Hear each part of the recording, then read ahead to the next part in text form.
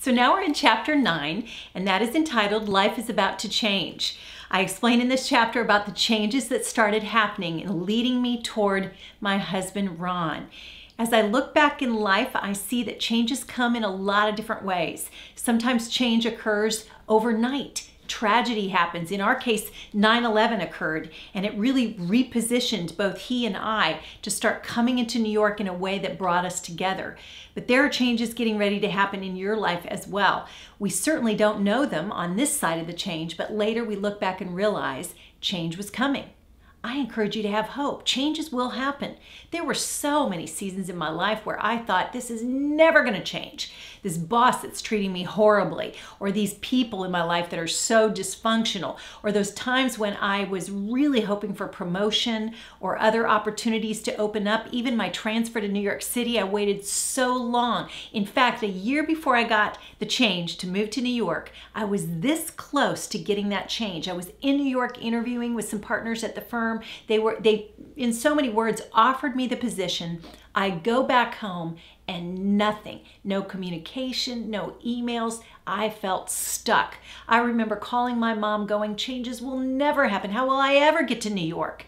And within 6 weeks after that summer, which was a year after when I really wanted my move, before long, I found myself living in New York.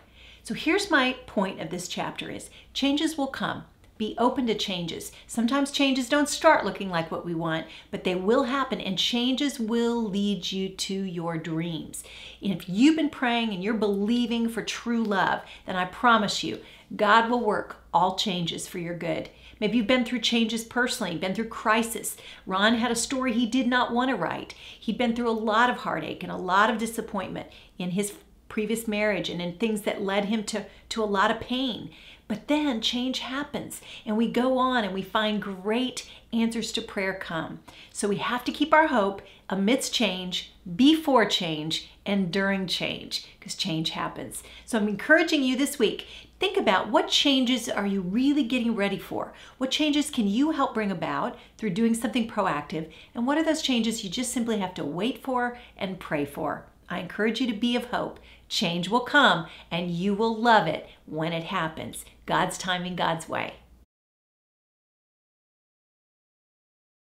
Subscribe to my channel by clicking the button below, or click the link above and the description below to stay connected. I look forward to being in touch.